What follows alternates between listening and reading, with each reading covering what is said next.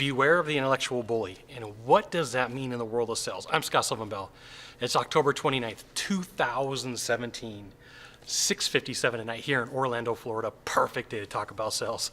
You know, I was going to shoot some videos outside, but it was really windy, and I was like, I'm here in the hotel, and look, there's nobody there. So let's talk about what the intellectual bully is. And sometimes what will happen is you'll sit down with a buyer and they're always correcting you. They always want to overcorrect what you're saying. They want to tell you why you're wrong. They want to tell you that you don't know what you're talking about. And the whole thing is, if you do know what you're talking about and you are at the top of your game, what they're doing is they're throwing off your pace, they're throwing off your pattern, and they're hoping that by them being a bully, they're going to get their way. Now, I saw an example of this happen to a sales guy where another person who claimed to be a sales trainer was treating the salesperson really poorly. Now, I have a hearing problem, so everywhere I go, I put in my headphones, and it cuts down the noise and the issues that I have. And, you know, this guy, he was just being rude. He was telling the salesperson, hey, you don't know what you're talking about. You don't know what you're doing. You're using the wrong technique. And the whole time that he was doing it, it was a ploy. He wasn't doing it to help the salesperson. He was doing it to help himself. And so you have to know that this happens two ways. You can have a buyer that is an intellectual bully with you, and their whole goal is to take you out of your game, to take you out of your comfort zone, to get you to be to ruin your confidence, to ruin like everything that you have going on. It's meant to destroy your momentum.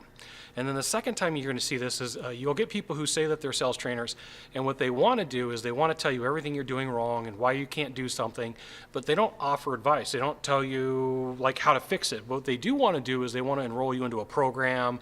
They want you to come to a class. How hard is it to give like a really quick sales tip or a really quick sales lesson? You know, a lot of times when I buy something, somebody says, what are you doing? I say, oh, I train salespeople. Oh, am I doing everything right? Yeah. Is there anything I could have done better? I only say like one or two things that are really small, because what happens is they, instead of focusing on me, they focus on how they're not doing their job right. So a lot of times when somebody asks me like, Scott, what do you do? I'll tell them like I'm a plumber or I work on air conditioning, and then, you know, it really calms them down. You know, I was out recently in Kauai and this happened. The lady says, hey, Scott, what do you do? And I was very reluctant to tell her that I was a sales trainer because I really wanted to get good service. I really wanted to have good interaction with her, but I knew that if I would have told her that I did, you know, sales training, it would have caused a problem. So know that this can be an issue for you. Know that sometimes people are just trying to see what they can do to throw you off your game. And in the case of a sales trainer, you know, if they're not willing to give you some sort of information, discount everything that they said. You know, they may come to you and say, hey, you're doing this all wrong. You need to come to my class. You need to enroll in my class. Hey, you know, give me one or two things that I could be doing right. You know, help me understand what could be working better to my benefit. And in the case of somebody who's buying, you know, just know that everything that is getting done from that person who's overcorrecting you and is super critical is meant to take you out of the game. So there you go. Beware of the intellectual bully, because it's meant to mess up your confidence and it's not meant to help you. So if you could do a small favor for me in the box down below, leave a comment, question, or story, that'd be fantastic. To the right, to the left, there's a subscribe button. You know what you got to do. You got to subscribe. And then last off, you can send it out to all your friends via StumbleUpon, Facebook, Twitter, Google+. Why not even LinkedIn? Scott Sylvan Bell.